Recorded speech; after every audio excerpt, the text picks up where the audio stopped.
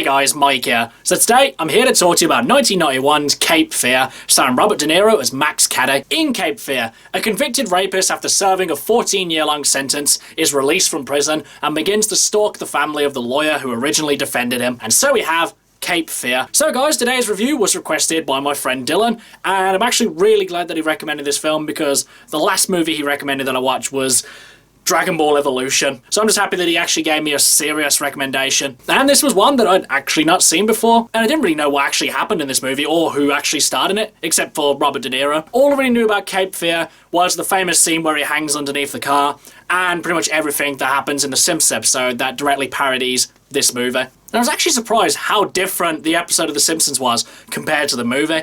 I mean, they get in all the famous scenes and everything like that, but I expected the ending to be quite similar to The Simpsons episode. But to my surprise, the endings were very different. But in any case, what do they think of Cape Fear? Well, obviously, again, Robert De Niro gives another amazing Oscar-worthy performance. And obviously, it's very well deserved. Robert De Niro has given so many great performances over the years that it's hard to even name them all. But I wouldn't say this performance goes above any of his other great performances. I would say that it's nicely on par with some of his greater performances. He's unpredictable, he's cunning, he's manipulative, he's intelligent, he's pretty much everything that makes a great movie villain. And then obviously Robert De Niro just adds so much more to the role just from being Robert De Niro. And obviously Nick Nolte was really good in this as well. But something that just kept going through my head was how much young Nick Nolte looks like Josh Brolin. I just couldn't get it out of my head.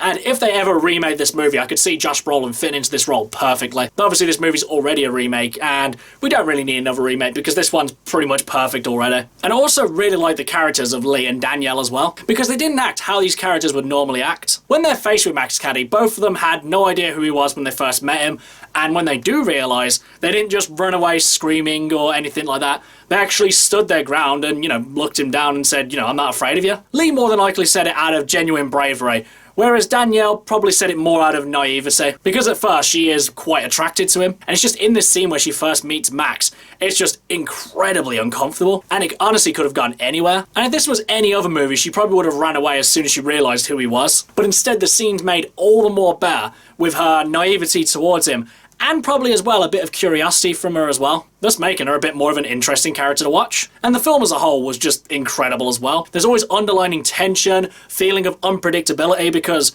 really you just don't know what this guy was going to do next. Everything that Nick Nolte's character throws towards Robert De Niro's character, he manages to get past it. And not only that, he usually manages to throw it back at him in some significant way as well. And something as well I didn't know when I was going into this one was the fact this film was directed by Martin Scorsese, thus further adding to how amazing this film is. The fact that it's directed by a really competent director, and it really just adds another movie to Martin Scorsese's great catalogue of films. Though if I did have to be super critical, I'd say the film's weakest part came with the score, not with the theme itself, because the theme is really good, really outstanding and really memorable, but with the actual score itself, it does feel kind of dated and does really kind of set the film in the time of when it's set. And it doesn't really feel as timeless as the rest of the film does. And at times, because the score isn't really of the best quality, it can become a bit distracting. But really, they don't use the score all that much in this film, so it's not really that much of a big problem. But like I say, if I had to pick out one weak part of the film, that would definitely be it. Overall, guys, there's not really much else I can say about Cape Fear. This was just an incredibly enjoyable film.